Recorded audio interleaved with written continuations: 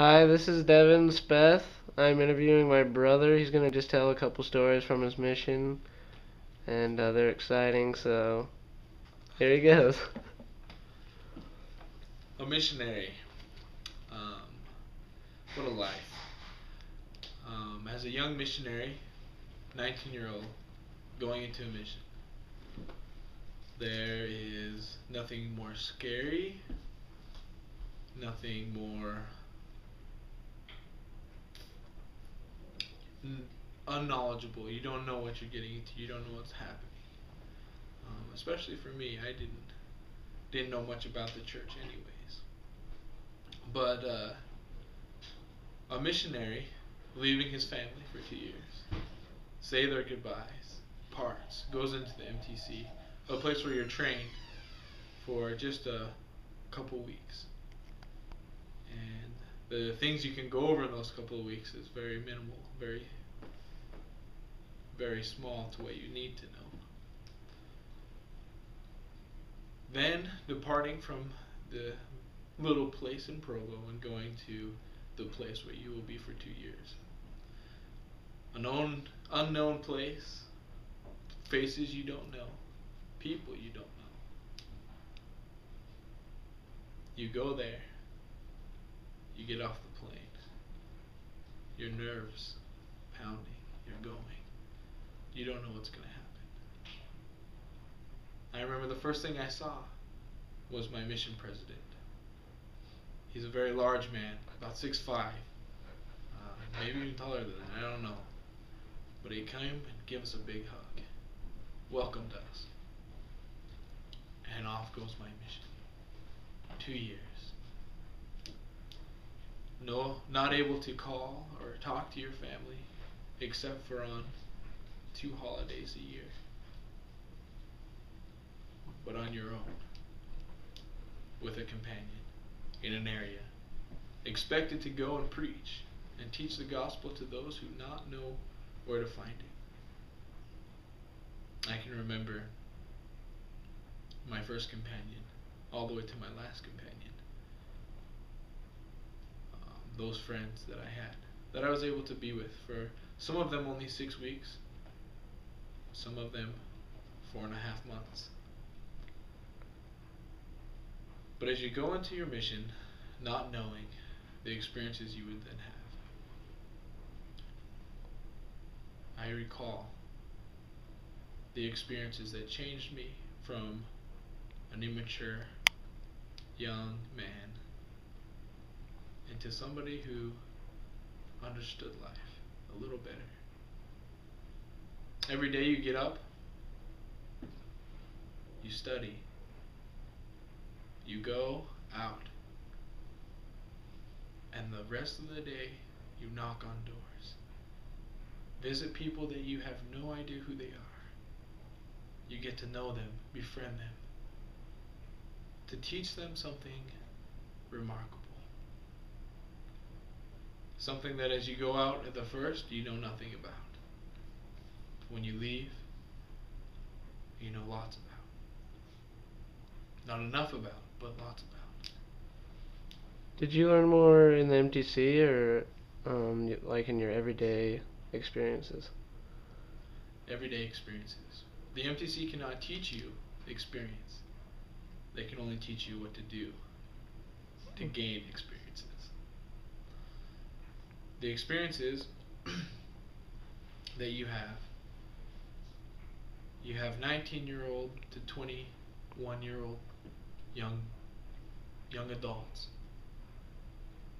going and teaching people twice your age, 3 times your age, people that have lived longer than you, but yet you are their crying shoulder. You are somebody that they can look to for advice and for help. Someone that you can help turn them towards God, to the scriptures, to things that will benefit them, not just now, but forever. Here's another question. Did you talk more with older people or people in their middle age or just young people? What was the crowd like? The crowd. wonderful people, all ages, ranging from infants to people that were over 90. I remember teaching somebody who was 95 years old, someone who had tons of experience, was in World War II. What's your like one of your favorite experiences? Something that a story that you like telling more than any. There was a man. He was in his late 30s, early 40s. He was a military man. I was still a very new missionary at the time, didn't know a lot. And we met this man on the streets on his bike. He was driving on his bike. Later we met him at his apartment to teach him a little bit about our message, what we were there to share. A message of glad tidings, of joy. This man, when we met him, seemed sad, I guess would be a way that you could put it. I can remember him, when we were on the bike, we introduced ourselves, told him who we were. When we met him at the apartment, maybe it was a day or so later, he forgot our names, he didn't know who we were, we had to retell him what we were there to do, even though we had set an appointment with him. We soon then realized that he's had something happen to him where he couldn't remember. He had no memory. None at all? And I'll explain. He served many years in the military. He had 4 tours. I'm not exactly sure where they were. I think there was a couple in Iraq and in Afghanistan as well. But he had served 4 tours. He had had men die in his hands. He had things of that nature happen to him all the time when he was on his tours. Those are the things he could remember. The things that most people would call joy or happy memories, he couldn't remember. This man couldn't remember them because after he had served faithfully, honorably, got home and started managing a McDonald's. And he would drive to and from work on his bike. And one night he was going home, it was dark, it was late, a rough neighborhood, and this man got jumped by 3 men, stabbing him 3 times. Once in the temple and twice into his side. He survived. But because of the one in his temple, the stabbing in his temple, he was unable to remember his memory was gone. He couldn't remember anything except for a couple of experiences that he had in the military. The hard times, you could say. And then his dad dying. Those are the things he could remember. This man was a very good man. He loved to read. He used to love to read. He had lots of books. But he couldn't read anymore because he would read something and the next day he would go to it and he wouldn't remember what he read. The things that he used to find joy in, he no longer had. He couldn't remember. We began to teach this man, tried to teach this man, but every time we went back to see him, he wouldn't remember who we were. Was he always nice and stuff still, or Always would his nice. mood change? Always a genuine, good man.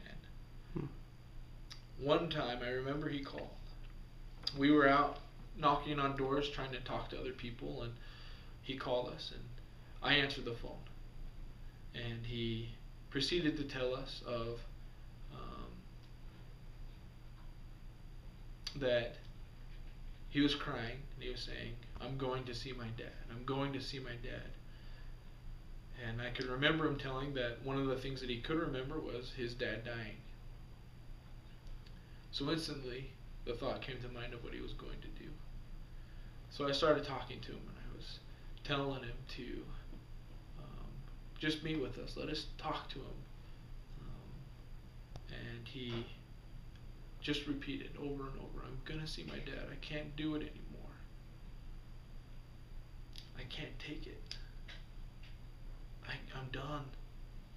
That's all he could say, and he would cry. We would ask him, where are you? Can we come meet you? Where are you? And all he would say, all we heard was something about a bridge. We finally, after about an hour of talking to him on the phone, persuaded him to meet us at his apartment. So he sat there and sat there and sat there. Finally, he showed up, and he came up the stairs to his second-story apartment. And we went in, and he was crying. And once again he continued, I'm going to see my dad. I miss him. That's all I want. I can't take it anymore. We proceeded. Me being 19 at the time, not knowing what to say to him, my companion being about the same age as me. These young men don't have much experience, don't know much, didn't know what to say to him. But somebody did. A Father in heaven who loved him, who then helped us, pointed us in the right direction through the Spirit to talk about the Savior, his mission, the things that he did, what he went through, the sacrifice, the love. After we finished talking to him about how rough the Savior had it and why the Savior went through what he did, this man looked at us. He had stopped crying. He had wiped away the tears. And he smiled. He walked over to us, gave us both hugs, thanked us for being there for him and sharing with him that experience of the Savior, what the Savior had done. This man who knew and only remembered difficult times, war, people shooting at him, people dying in his arms, his father, earlier in life, passing away, found joy in the life of the Savior, what the Savior did for him. Okay, we're good on time, so that's the stories of Kobe Speth on his mission.